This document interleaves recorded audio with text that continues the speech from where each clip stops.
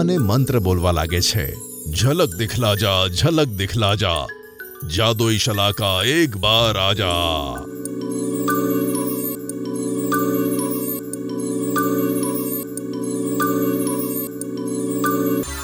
તમે મને કેમ બોલાવી જંગલના રાજા?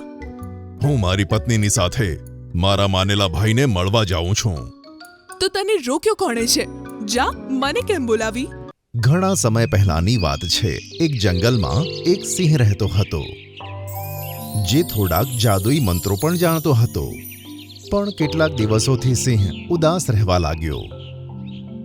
એક દિવસ તળાવના કિનારે સિંહને ઉદાસ જોયેલો જોઈને તેની પત્નીએ કહ્યું કે, શું વાત છે જી? ઘણા દિવસોથી જોઈ રહી છું, તમે કેમ આટલા ઉદાસ રહો છો? કેટલાક દિવસોથી મને મારા માનેલા ભાઈની યાદ આવે છે. ઘણા વર્ષો પહેલા નાનપણમાં હું તેની સાથે રમતો હતો. જો તેવું જ છે તો તમે તેને મળીને આવો. પણ કેવી રીતે?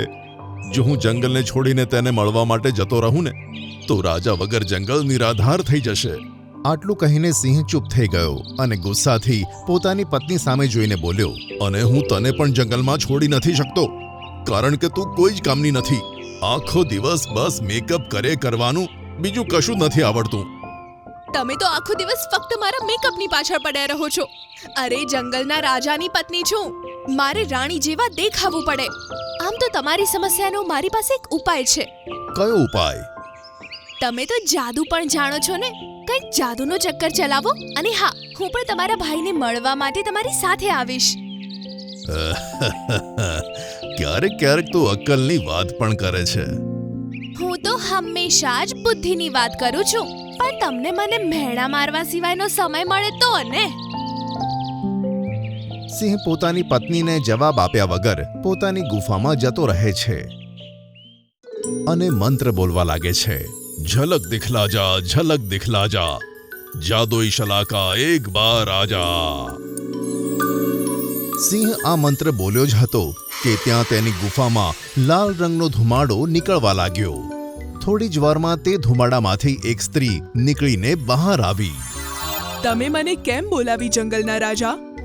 હું મારી પત્નીની સાથે મારા માનેલા ભાઈને મળવા જાઉં છું. તો તને રોક્યો કોણે છે?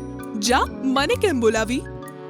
શલાકા સામે જોઈને સિંહ પોતાની બધી જ મુશ્કેલી તેને કહેવા લાગે છે. અચ્છા, તો તેમ વાત છે. ચિંતા કેમ કરો છો? મારી પાસે તમારી સમસ્યાનો એક સચોટ ઉપાય છે. તમે ચિંતા મુક્ત થઈને તમારી પત્ની સાથે તમારા ભાઈને મળવા માટે બીજા જંગલમાં જતા રહો. હું મારી જાદુઈ શક્તિઓ દ્વારા ગુફાની બહાર મીણના સિંહનું એક પૂતળું બનાવી દઉં છું. આ કેવો બકવાસ ઉપાય છે? જો તડકામાં મીણનું પૂતળું ઓગળી જશે ને, તો મારી બધી પોલ ખુલી જશે. ચિંતા ના કરશો. જ્યાં સુધી તમે પાછા જંગલમાં નહીં આવો, ત્યાં સુધી તે મીણના પૂતળાની સંભાળ હું પોતે રાખીશ. શલાકાની વાત સાંભળીને સિંહ પોતાની પત્ની સાથે ખુશીથી જંગલમાંથી જતો રહ્યો. શલાકાએ પોતાની જાદુઈ શક્તિથી ગુફાની બહાર એક મીણનું પૂતળું સિંહનું બનાવ્યું, જે દૂરથી અસલ સિંહ જેવું જ દેખાતું હતું. એક દિવસની વાત છે. તળાવની પાસે કેટલાક પ્રાણીઓ પાણી પીતા હતા કે ત્યાં જ આસમાની રંગની બિલાડી ત્યાં આવી ગઈ. મને ખૂબ વધારે તરસ લાગી છે. શું હું તમારી સાથે પાણી પી શકું છું? તું આ જંગલની બિલાડી નથી લાગતી, અને તારો આકાર પણ બિલાડી કરતા મોટો છે. તું ક્યાંથી આવી છે? હું આફ્રિકાના જંગલમાં રહેવાવાળી બિલાડી છું. અમે બીજા જંગલોના જાનવરોને અમારું તળાવ વાપરવા દેતા નથી. હું તો ફોર્મેલિટીઝના ભાગરૂપે તમને બધાને પૂછતી હતી. તમે તો ખબર નહીં પોતાની જાતને શું સમજવા લાગ્યા. તું આ જંગલનો રાજા થોડી છે, જે હું તારી પાસે પરમિશન માંગીશ. આટલું બોલીને બિલાડી તળાવમાંથી પાણી પીવા લાગી અને પાછી જતી રહી. બીજા દિવસે ભોલું શિયાળ પોતાની પત્ની સાથે બપોરનું ભોજન કરી રહ્યો હતો. ત્યાં જ પેલી આસમાની બિલાડી ત્યાં આવીને ઊભી રહી. કોણ છે તું? તું તો આ જંગલની નથી લાગતી. હું એક આફ્રિકન બિલાડી છું. મને આ સમયે ખૂબ જ ભૂખ લાગી છે. એમાં અમે શું કરીએ? ચૂપચાપ તારું બધું ખાવાનું મને આપી દે અને જતો રહે અહીંથી. અહીંથી જતી રે વાદળી બિલાડી, નહીં તો તને મારી મારીને તારું ભરતું બનાવી નાખીશું. આસમાની બિલાડી અચાનક આક્રમક થઈ ગઈ. તેણે ખૂબ જ સ્ફૂર્તિમાં ભોલું શિયાળ અને તેની પત્નીને પોતાના પંજાથી ઘાયલ કર્યા અને તેમનું ભોજન લઈને ત્યાંથી રફુચક્કર થઈ ગઈ. તો ખરેખર કઈ કામનો નથી. એક બિલાડીનો સામનો ના કરી શક્યા. મેં આટલી ઘાતક અને સ્ફૂર્તિલી બિલ્લી ક્યાંય નથી જોઈ. તે દિવસથી આસમાની બિલાડીની પરેશાની જંગલમાં વધી ગઈ. તે ગમે તેનું ભોજન લઈને ફરાર થઈ જતી. આસમાની બિલાડીની વિરુદ્ધમાં જંગલના ઘણા બધા પ્રાણીઓ ભેગા થયા. આફ્રિકાથી આવેલી પેલી આસમાની બિલાડીનો આતંક દિવસે ને દિવસે આ જંગલમાં વધી રહ્યો છે. તમારી વાત એકદમ સાચી છે હાથી દાદા. તે બિલ્લી ખૂબ જ સ્ફૂર્તિલી છે, તેથી તેનો કોઈ પણ મુકાબલો નથી કરી શકતું. તે બિલાડીએ મારા મોઢા ઉપર પંજો મારીને મને ઘાયલ કરી દીધો હતો સાથીઓ. હજુ પણ મને દુખાઈ રહ્યું છે. બસ હવે બહુ થયું. આપણે તે બિલાડીની ફરિયાદ જંગલના રાજાને કરવી જ પડશે. હવે વધારે સહન નથી થતું. એટલામાં જ પેલી આસમાની બિલાડી ઝાડ પરથી કૂદીને બધાની સામે આવીને ઊભી થઈ ગઈ અને ગુસ્સે થતા બોલી કે, અચ્છા, તો મારા વિરોધમાં તમે બધા એકમત થઈ રહ્યા છો અને મારી ફરિયાદ જંગલના રાજાને કરવા માંગો છો. જાઓ જઈને તે શોખ પણ પૂરો કરી લો. મારું જે ઉખાડવું હોય તે ઉખાડી લો. હું નથી ડરતી કોઈનાથી. હાથી દાદા ક્રોધિત થતા થતા દાંત પીસવા લાગ્યા અને બોલ્યા કે, આસમાની બિલાડી, તું કદાચ અમારા જંગલના રાજા સિંહને નથી ઓળખતી. જો તેમને તારી કરતૂત વિશે ખબર પડી ગઈ ને તો એ જ વખતે તને મારી નાખશે. તે શું મને મારશે? હું પોતે તમારી આંખોની સામે તે સિંહને જીભથી મારી દઈશ. જો વિશ્વાસ નથી તો આવો મારી સાથે. બધા જ જાનવર આશ્ચર્યચકિત થઈને બિલાડી સામે જોવા લાગ્યા. થોડી જ વારમાં બધા જાનવર સિંહની ગુફાની સામે ઊભા થઈ ગયા. પેલી સામેની ગુફાની બહાર તમારા જંગલનો રાજા જ ઊભો છે ને? તને ઓછું દેખાય છે કે શું? હવે તમે પોતે તમારી આંખોથી મારા પંજાથી સિંહને મરતો જોશો. આટલું કહીને પેલી આસમાની બિલાડી દોડતા દોડતા પેલા મીણના સિંહના પૂતળા પાસે પહોંચી ગઈ. ત્યાં અચાનક સિંહે ગર્જના કરી. તો મીણનો સિંહ હતો ને? સાચો સિંહ ક્યાંથી થઈ ગયો? મેં તો જાતે મારી આંખોથી જોયું તું. તું તો જંગલ છોડીને જતો રહ્યો હતો ને? અને એક વિચિત્ર સ્ત્રીએ તારી જ જેવું મીણનું પૂતળું બનાવીને તને ગુફાની બહાર ઊભો કર્યું હતું. અને ત્યાં જ લાલ ધુમાડો ફેલાવા લાગ્યો. તે ધુમાડામાંથી શલાકા બહાર આવી ગઈ અને હસતા હસતા બોલી કે, મૂર્ખ આફ્રિકન વાદળી બિલાડી, હું તારી એક એક હરકતને જોઈ રહી હતી. હું તારી પડે પડની ખબર જંગલના રાજાને આપતી હતી. મને ખબર હતી કે એક દિવસ તું જંગલના પ્રાણીઓની સામે સિંહ સાથે લડવા માટે જરૂર આવીશ. તેથી મેં તારા માટે સરપ્રાઈઝ તૈયાર રાખ્યું હતું. તારી સામે આ મીણનો સિંહ નથી, તે સાચો સિંહ છે. મને ક્ષમા કરી દો સિંહ રાજા. જ્યારે તમે આ વિચિત્ર દેખાવાવાળી સ્ત્રી સાથે વાત કરતા હતા ત્યારે હું છુપાઈને બધું જ જોઈ રહી હતી. મેં તે વાતનો ફાયદો ઉઠાવ્યો, પણ કદાચ હું ભાવનાઓમાં વધારે જ વહી ગઈ. મને છોડી દો. હું મારા દેશમાં પાછી જતી રહીશ. તારો ગુનો માફીને પાત્ર નથી આફ્રિકન આસમાની બિલાડી. આટલું કહીને સિંહે બિલાડીનો જીવ લઈ લીધો. ત્યાર પછી જંગલના બધા જાનવરો પ્રેમથી રહેવા લાગ્યા. મારી ઈચ્છા છે કે મારું આ શરીર સિંહ જેવું બની જાય અને હું એકદમ સિંહ જેવો દેખાઉં. ઠીક છે, પણ યાદ રાખજે, તારું ખાલી શરીર, મોઢું અને અવાજ સિંહ જેવો થશે. આત્મા તારી અંદર શિયાળની જ રહેશે. ભૂલથી ક્યાંક કોઈ સાચા સિંહ સાથે લડવા ના બેસી જતો. એક જંગલમાં હેરી નામનું એક કપટી શિયાળ રહેતું હતું, જે ખૂબ જ ધૂર્ત અને મક્કાર હતું. તે આખો દિવસ કશું જ કામ કરતું ન હતું. બસ ઝાડની છાયામાં સૂતા સૂતા જંગલના રાજા બનવાના સપના જોતું હતું. તેની આડી અવળી હરકતોથી આખું જંગલ હેરાન હતું. ઘણીવાર જંગલના રાજા વિલિયમસિંહે તેને ચેતવણી આપી હતી, પણ શિયાળ તો સુધરવાનું નામ જ લેતું ન હતું. હેરી શિયાળ મોટે ભાગે બીજાના શિકાર કરેલા જાનવરો પોતે ઝૂંટવી લેતું હતું અને પોતાનાથી અશક્ત એવા જાનવરોનું ખાવાનું છીનવી લેતું હતું. એક દિવસની વાત છે. હેરી શિયાળ ઝાડની નીચે આરામ કરતો હતો.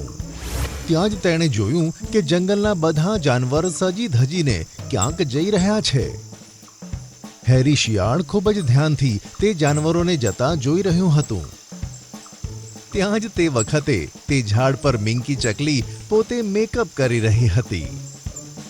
હેરી શિયાળે મિંકી ચકલીને કહ્યું કે આજે આ જંગલના જાનવર સજી ધજીને ક્યાં જઈ રહ્યા છે? મિંકી ચકલી શિયાળની વાત પર મોઢું બગાડીને કહે છે. તને એનાથી શું મતલબ? એ ક્યાંય પણ જતા હોય. હેરી શિયાળ કપટી હાસ્ય કરીને કહે છે. તું તો નારાજ થઈ ગઈ. અરે હું આ જંગલનો જાનવર છું. શું મને જાણવાનો અધિકાર નથી? હા, ખબર છે તને જંગલનો કેટલો ખ્યાલ છે. તારું ચાલે તો તું મને પણ ખાઈ જાય. જો કે તારી જાણકારી માટે કહી દઉં, આજે જંગલનો રાજા વિલિયમ સિંહે બધા પ્રાણીઓ માટે જમણવાર રાખ્યો છે અને ત્યાં બહુ સારું સારું ભોજન બન્યું છે. આ બધા ત્યાં જ જાય છે. હું પણ ત્યાં જ જાઉં છું. ભોજન? કઈ ખુશીમાં? વિલિયમ સિંહનો દીકરો એડવર્ડનો આજે જન્મદિવસ છે. મિંકી ચકલીની વાત સાંભળીને હેરી શિયાળ ગુસ્સાથી બોલે છે. આ તો વિલિયમ શેરની ખૂબ જ ખોટી વાત છે. જંગલના બધા જાનવરોને ઇન્વાઇટ કર્યા, પણ મને ઇન્વાઇટ કેમ ના કર્યું? શું આ જંગલનો જાનવર નથી? પહેલા તું એ લાયક બન કે તને કોઈ ઇન્વિટેશન આપે. તું તો બધા જાનવરોનું ખાવાનું ચોરી લે છે. તારી જાણકારી માટે જણાવી દઉં, તું ત્યાં ભટકતો પણ નહીં. યાર, વિલિયમ રાજાની આ વાતનું મને ખૂબ જ ખોટું લાગ્યું. જ્યારે હું આ જંગલનો રાજા બનીશ ત્યારે બધા નિયમો બદલી નાખીશ. હેરી શિયાળની વાત પર મિંકી ચકલી જોર જોરથી હસીને કહે છે. સપના જોવાનું મૂકી દે શિયાળ. શિયાળ કોઈ દિવસ રાજા ના બને, જંગલનો રાજા સિંહ જ હોય. આ જન્મમાં તો તું રાજા ક્યારેય નહીં બની શકે. હવે હું જાઉં છું, મને લાગી છે ભૂખ. આટલું કહીને મિંકી ચકલી ઉડી ગઈ અને શિયાળ ગુસ્સામાં પોતાના દાંત કચડવા લાગ્યો. પણ શું, સરસ પકવાનોના નામ સાંભળીને શિયાળના મોઢામાં પાણી આવી ગયું. હેરી શિયાળ બોલાવ્યા વગર જ વિલિયમ સિંહને ત્યાં મિજબાની કરવા ગયો. જ્યારે વિલિયમ શેરે તેને ત્યાં જોયું ત્યારે તે ગુસ્સાથી લાલ પીળા થઈ ગયા, પણ પોતાના ગુસ્સાને દબાવીને બોલ્યા કે જો મેં તને જમણવારમાં ઇન્વાઇટ નથી કર્યું, પણ જો આવ્યો છે તો પેટ ભરીને ખા અને અહીંથી જતો રહે. અને શિયાળ ચૂપચાપ ખાવાનું ખાવા લાગ્યો. ત્યાં જ તેની નજર શેરના પુત્ર એડવર્ડ પર પડી, જે સોનાની બંગડીથી રમી રહ્યો હતો. સોનાની બંગડી જોઈને શિયાળના મોઢામાં પાણી આવી ગયું અને તે મનમાં ને મનમાં બોલ્યું કે જો આ બંગડી મારા હાથમાં આવી જાય તો તેને વેચીને હું ખૂબ જ ધનવાન બની શકું છું. હેરી શિયાળ એડવર્ડ પાસે પહોંચ્યો અને તેને ચાલાકીથી કહ્યું કે હેરી, તારી આ સોનાની બંગડી તો ખૂબ જ સરસ દેખાય છે ને. શું તું મને બતાવી શકીશ? એડવર્ડે બંગડી શિયાળને આપી. બંગડી હાથમાં લઈને હેરી શિયાળ બોલ્યું કે અરે, તારા પિતા વિલિયમ તને બોલાવી રહ્યા છે. ભોળો એડવર્ડ હેરી શિયાળની વાતમાં આવીને તે તરત જ પોતાના પિતા પાસે જાય છે અને હેરી શિયાળ લાંગ જોઈને ત્યાંથી ભાગી જાય છે. એડવર્ડ પોતાના પિતા વિલિયમ પાસે પહોંચે છે. તમે મને બોલાવ્યો પપ્પા? હેરી અંકલે કીધું કે તમે મને બોલાવો છો. હેરી શિયાળનું નામ સાંભળતા જ વિલિયમ સિંહ ચોંક્યો અને બોલ્યો કે અરે, તારા સોનાની બંગડી ક્યાં છે? એ તો હેરી શિયાળ પાસે છે. પોતાના પુત્ર એડવર્ડની વાત સાંભળીને વિલિયમ સિંહને બધી જ ખબર પડી ગઈ. તે સમજી ગયો કે હેરી શિયાળ પોતાના દીકરાને બેવકૂફ બનાવીને ચાલાકીથી ત્યાંથી જતો રહ્યો. વિલિયમ સિંહ ગુસ્સાથી લાલ પીળો થઈ ગયો. તેને પોતાના સૈનિકોને બોલાવ્યા અને કહ્યું કે મારા દીકરાને બેવકૂફ બનાવીને જતો રહ્યો. જાઓ, હેરી શિયાળને જીવતો કે મરેલો પકડી લાવો. આ બાજુ હેરી શિયાળ ખૂબ જ ખુશ થઈને ઝાડની નીચે તે બંગડી જોઈ રહ્યો હતો. ત્યાં જ મિંકી ચકલી ઉડતી ઉડતી ત્યાં આવી અને શિયાળને ત્યાં ઊભેલો જોઈને કહે છે, તે આ વખતે હદ પાર કરી છે હેરી. વિલિયમ સિંહે એના સિપાહીઓને કહ્યું છે કે તને જીવતો કે મરેલો પકડીને લાવે. મને લાગે છે આ વખતે તું પાક્કો મરી જઈશ. મિંકી ચકલીની વાત સાંભળીને હેરી શિયાળ ડરથી ધ્રુજવા લાગ્યું અને તરત જ તે ત્યાંથી ભાગ્યું. તેને તો ખબર જ નહોતી પડી રહી કે તે જાય તો ક્યાં જાય. ત્યાં જ તેણે જોયું કે ઘણા બધા સૈનિકો તેની તરફ આવી રહ્યા છે. હેરી શિયાળ આમ તેમ સંતાવા માટે જગ્યા શોધવા લાગ્યું, પણ તેને ક્યાંય જગ્યા મળી નહીં. અચાનક જ તેને સામે તળાવ દેખાય છે અને તે સોનાની બંગડી સાથે તળાવમાં કૂદી જાય છે. વિલિયમ સિંહના સિપાહીઓ થોડી વાર પછી ત્યાંથી જતા રહે છે. હેરી શિયાળે જ્યારે તળાવમાંથી ડોક્યું કાઢીને જોયું તો ત્યાં કોઈ જ ન હતું. તે તળાવમાંથી બહાર નીકળવા જાય છે ત્યાં તો તળાવમાં જ અંદરથી સોનેરી કિરણો નીકળવા લાગ્યા. એક સુંદર પરી તળાવમાંથી નીકળીને તેની સામે આવી. હું એક શ્રાપના લીધે વર્ષોથી આ તળાવમાં કેદ હતી. મને આપેલો શ્રાપ ત્યારે જ તૂટતો જ્યારે કોઈ આળસુ જાનવર સોનાની કોઈ વસ્તુ લઈને આ તળાવમાં ડૂબકી લગાડતું. તારા લીધે હું આ શ્રાપમાંથી મુક્ત થઈ. હું તારી એક ઈચ્છા પૂરી કરી શકું છું. બોલ, શું ઈચ્છા છે તારી? હેરી શિયાળ ઈચ્છતું હતું કે તે જંગલનો રાજા બને, કેમ કે તેને ખબર હતી કે સિંહ જ જંગલનો રાજા બની શકે છે. હું આ રૂપથી કંટાળી ગયો છું. મારી ઈચ્છા છે કે મારું આ શરીર સિંહ જેવું બની જાય અને હું એકદમ સિંહ જેવો દેખાઉં. ઠીક છે, પણ યાદ રાખજે, તારું ખાલી શરીર, મોઢું અને અવાજ સિંહ જેવો થશે. આત્મા તારી અંદર શિયાળની જ રહેશે. ભૂલથી ક્યાંક કોઈ સાચા સિંહ સાથે લડવા ના બેસી જતો. અને જો તું કોઈ સિંહના હાથે મરી ગયો તો તું પાછો તારા અસલી રૂપમાં આવી જઈશ. અને પરી ત્યાંથી ગાયબ થઈ ગઈ. હેરી શિયાળ સિંહના રૂપમાં પરિવર્તિત થયો. જ્યારે તેણે તળાવના પાણીમાં પોતાનો ચહેરો સિંહ જેવો જોયો તો તે ખુશીથી પાગલ થઈ ગયો. જોતજોતામાં હેરી શિયાળે જંગલમાં આતંક મચાવી દીધો. તે જે ઈચ્છતો તે જ કરતો.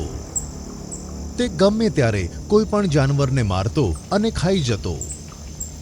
જંગલના રાજા વિલિયમ સિંહને જ્યારે ખબર પડી કે તેના જેવો જ એક બીજો સિંહ જંગલમાં આવી ગયો છે અને પોતાને જંગલનો રાજા બતાવી રહ્યો છે, તો તેને ખૂબ જ ગુસ્સો આવી ગયો અને તેણે કહ્યું કે હું તે સિંહને જાનથી મારી નાખીશ જે આ જંગલના નિર્દોષ જાનવરોની હત્યા કરી રહ્યો છે.